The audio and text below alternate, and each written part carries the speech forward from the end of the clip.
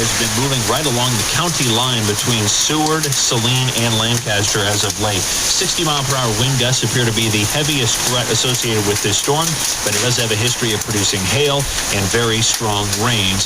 It is possible that travel on roads will be very difficult through this storm, so if you do not have to be out on the road, don't. It's until...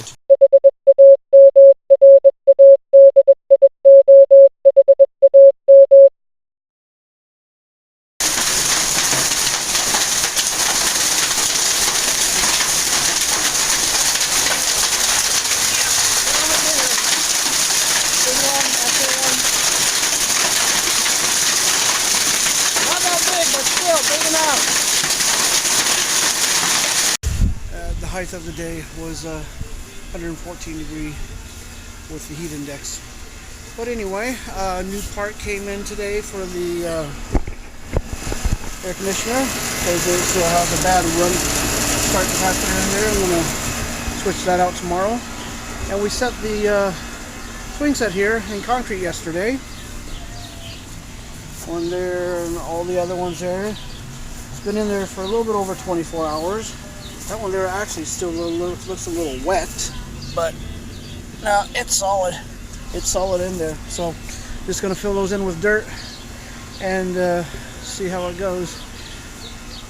The swing set's only made for 3 to 8 years old, but 2 of the kids that swing on it all the time, they're 7 and 8 years old. So we might only have this for another year, and that's about it before we replace it.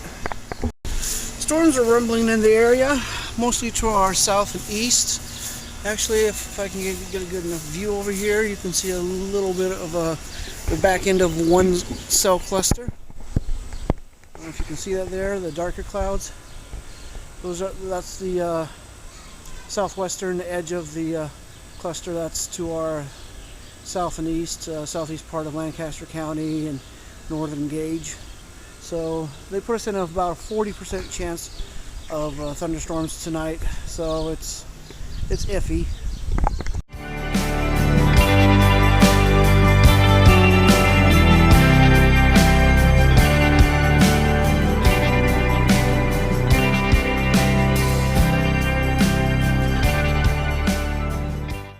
But yeah, the big story of the day today has been the heat. It was really, really oppressive. We got some hail outside. I don't know. Could be both. I think it's kind of waterproof. It's blowing in.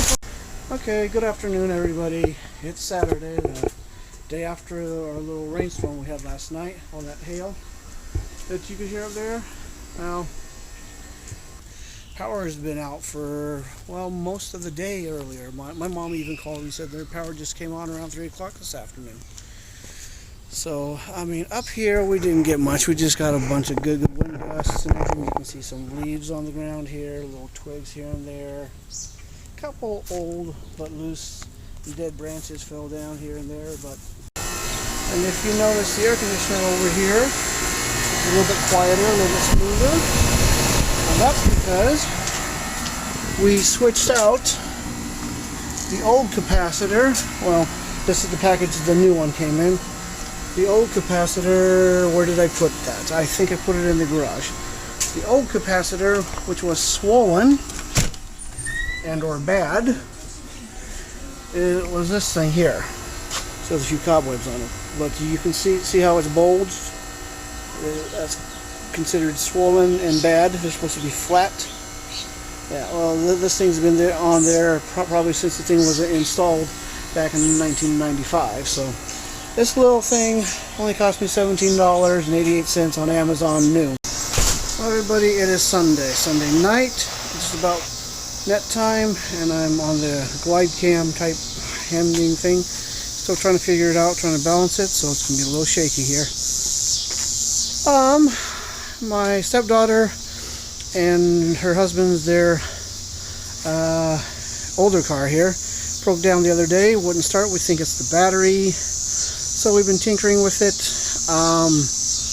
It'll start up run and idle for about 5 minutes, and then kick down and go up and down until it finally dies. So we're hoping it's something simple like the alternator and or the battery. But as you can tell over here, well, for one thing, the oil dipstick broke off a while back and they never took it out, so I'm trying to pry it out so we can check the oil, because they said they don't know exactly when it's had oil added to it or even checked. So that's not a good thing. But it's not the biggest project in the world.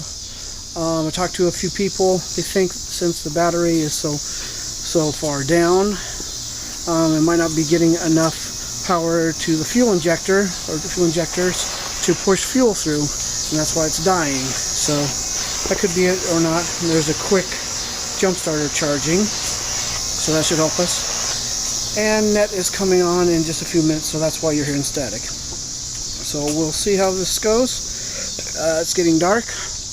I didn't get to fly out on the quadcopter today because it was so damn hot and humid, and I had to monkey around with this, get it at least into the driveway, because we pushed it out in the street there, but it's been there for the last couple days and we don't want to have it towed or get it towed by accident.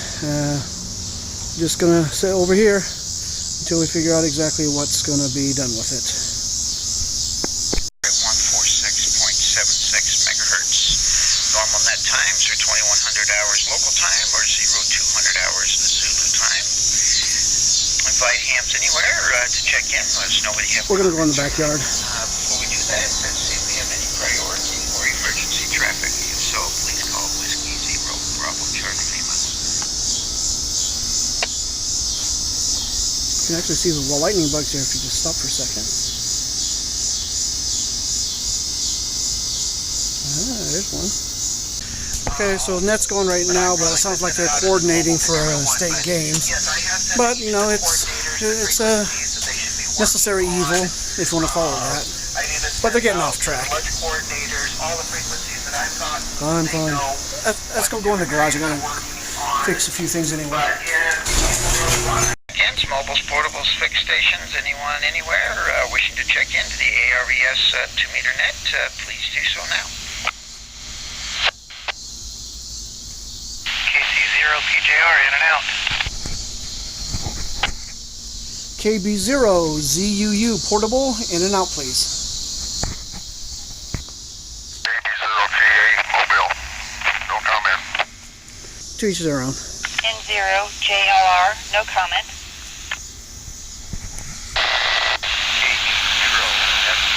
In and out.